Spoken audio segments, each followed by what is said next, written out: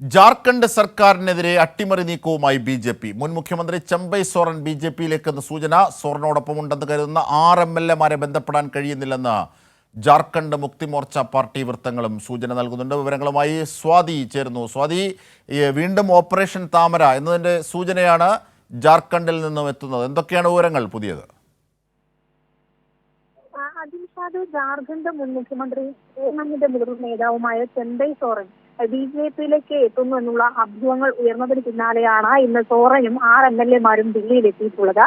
കഴിഞ്ഞ ദിവസം സോറൻ കൊൽക്കത്തയിൽ വെച്ച് ബി.ജെ.പി നേതാവ് സുവേന്ദു അധികാരിയുമായി കൂടിക്കാഴ്ച നടത്തിയെന്ന ചില മാധ്യമങ്ങൾ റിപ്പോർട്ട് ചെയ്തിരുന്നു. അതിനോടൊപ്പം തന്നെ ബി.ജെ.പിയുടെ മുതിർന്ന നേതാവും മധ്യപ്രദേശ് മുഖ്യമന്ത്രിയുമായ ശിവരാജ് സിംഗ് ചൗഹാനുമായും സോറൻ നേരത്തെയും തുടർച്ചയായി ബന്ധപ്പെടുന്നു എന്നുള്ള വിവരവും പുറത്തു വന്നിരുന്നു. അതിന് പിന്നാലെയാണ് ഇപ്പോൾ ചെമ്പൈ സോറൻ ഇപ്പോൾ ദില്ലിയിൽ എത്തിയിട്ടുള്ളത്. ഒപ്പം 6 എം.എൽ.എമാർ കൂടി ഉണ്ട്. എന്നാൽ ഈ ബി.ജെ.പി ഇതുമായി ബന്ധപ്പെട്ട് ജെ.എം.എം ഇതുമായി ബന്ധപ്പെട്ട് വലിയൊരു പ്രതികരണം നടത്തിയത് ഈ എം.എൽ.എമാരെ ബന്ധപ്പെടാൻ തങ്ങൾ ശ്രമിക്കുന്നുണ്ട്, എന്നാൽ കഴിയുന്നില്ല എന്നുള്ളതാണ്. മാത്രമല്ല, ഈ വർഷം അവസാനത്തോടെ നിയമസഭാ തെരഞ്ഞെടുപ്പ് നടക്കുന്ന ഒരു സാഹചര്യത്തിൽ ജാർഖണ്ഡ് സർക്കാരിനെ അട്ടിമറിക്കാനുള്ള നീക്കമാണ് ബി.ജെ.പി നടത്തുന്നതെന്നും ജെ.എം.എം ആരോപിക്കുന്നുണ്ട്. അതേസമയം ഈ അഭ്യൂഹങ്ങൾ ഉയർന്നതിന് പിന്നാലെ ഇതിനെല്ലാം തള്ളിക്കൊണ്ട് ഇപ്പോൾ ദില്ലിയിൽ എത്തിയ ശേഷം ചെമ്പൈ സോറൻ പ്രതികരിക്കുന്ന സാഹചര്യം ഉണ്ടായിരുന്നു. വ്യക്തിപരമായ ആവശ്യങ്ങൾക്ക് വേണ്ടിയാണ് താൻ ദില്ലിയിൽ എത്തിയത് എന്നാണ് ചെമ്പൈ സോറൻ പ്രതികരിച്ചിട്ടുള്ളത്.